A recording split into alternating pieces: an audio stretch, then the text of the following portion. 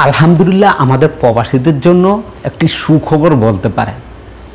বিশ্বের ৪৮টি দেশের যে কোনো একটি দেশের যদি আপনার কাছে ড্রাইভিং লাইসেন্স থাকে, সেক্ষেত্রে সেই লাইসেন্সটাকে আপনি পরিবর্তন করে সৌদি ড্রাইভিং লাইসেন্স আপনি নিতে পারবেন।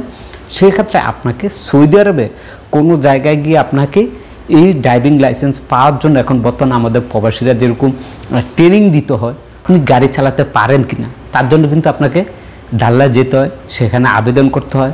আবেদনের খরচ আছে, মেডিকেলের খরচ আছে, অনেক কিছু খরচ আছে। সেখানে টিকলে তারপর আপনি পেমেন্ট করে আপনার ড্রাইভিং লাইসেন্সটি পান। কিন্তু এখন আর আপনাকে সেটা করতে হবে না, এখন আপনি নিজেরটা নিজেই করে নিতে পারবেন। খুবই চমৎকার একটি কাজ। তো কীভাবে করবেন সেটাই আজকে আপনাদেরকে দেখিয়ে দিব, তাই প্রথম থেকে শেষ পর্যন্ত দেখার অনুরোধ থাকবে। দেখেন, নিউজটা আমি আপনাদের সামনে দিয়ে দিয়েছি।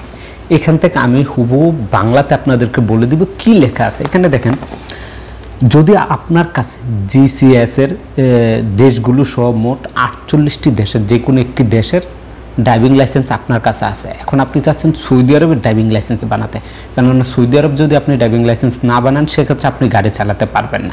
আগে দেখে আসি কোন কোন দেশের ড্রাইভিং লাইসেন্স থাকলে আপনি সৌদি লাইসেন্সে রূপান্তরিত করতে পারবেন। খুব সহজে কিভাবে রূপান্তর করবেন, কত টাকা লাগবে সেটা পরে, আগে আমরা দেশের নামগুলো জেনে আসি। আপনি যদি স্ক্রিনে দেখুন, আমি দিয়ে দিছি।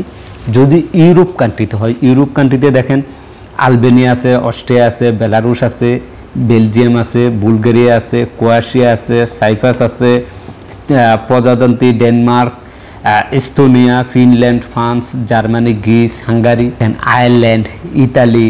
নামগুলো আপনারা পড়ে নিন, এই নামগুলো বলতে গেলে অনেক সময় লাগবে। এগুলো হচ্ছে সবগুলো হচ্ছে ইউরোপ কান্ট্রির যে কোনো একটি দেশে। আবার যদি আপনি এশিয়ার দিকে আসেন, এশিয়া থেকে তারা যেটা ধরছে হচ্ছে অস্ট্রেলিয়া, চীন, জাপান, মালয়েশিয়া, নিউজিল্যান্ড, সিঙ্গাপুর, দক্ষিণ কোরিয়া। এটা হচ্ছে শুধুমাত্র এশিয়ার মধ্যে প্রশান্ত মহাসাগরের যে অঞ্চলগুলো আছে সেগুলো। এরপর হচ্ছে জিসিসি যে অঞ্চলগুলো আছে, ধরেন বাহরাইন, কুয়েত, ওমান, কাতার, সংযুক্ত আরব আমিরাত, ঠিক আছে।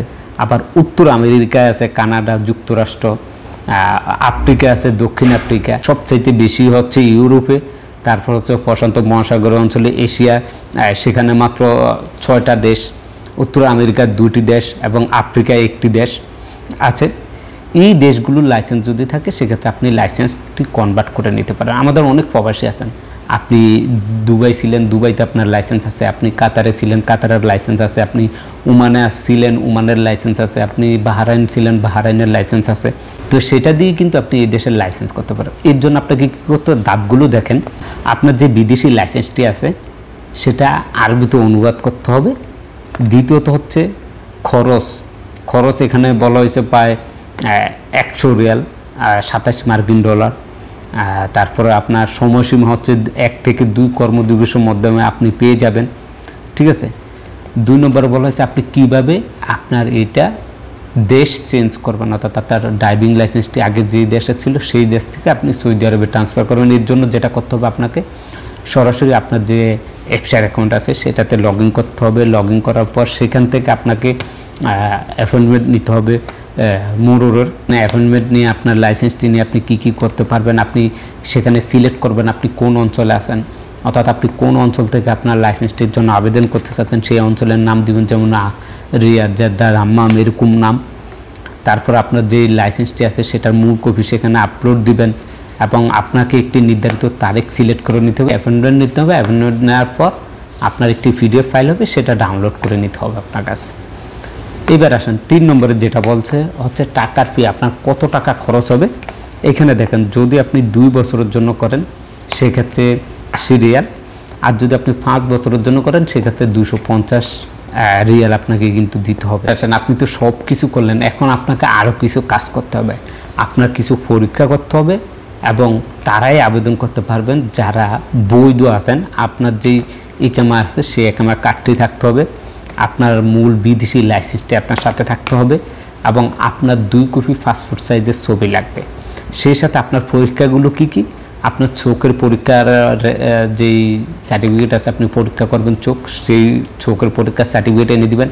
আপনার রক্তের গ্রুপ কি সেটা পরীক্ষা করবেন, রক্ত কোনো সমস্যা আছে কিনা সেটা সার্টিফিকেট দিবেন, এবং সেই সাথে আপনার সাধারণ স্বাস্থ্য পরীক্ষা, অর্থাৎ আপনার শরীরের একটা পরীক্ষা করবেন, আপনার শরীরে কোনো ধরনের সমস্যা আছে কিনা এইটার। এই খরচ বাবদ এখানে প্রায় 150 থেকে 200 রিয়ালের মতো আপনার যাবে এই পরীক্ষা নিরীক্ষাগুলো। বাস এই কাজগুলো করলে আপনি কিন্তু আপনার যে বিদেশি লাইসেন্সটি আছে সেই লাইসেন্সটি দিয়ে আপনি এই দেশের লাইসেন্স আপনি নিয়ে নিতে পারবেন। তো এখানে খুবই আফসোস লাগে, আমরা বাংলাদেশে কিন্তু আমাদের বাংলাদেশের নামটি এখানে নাই, ইন্ডিয়ার মতো নাম নাই, নেপালের মতো দেশেরও নাম এখানে নাই, পাকিস্তান তাদেরও নাম নাই এখানে।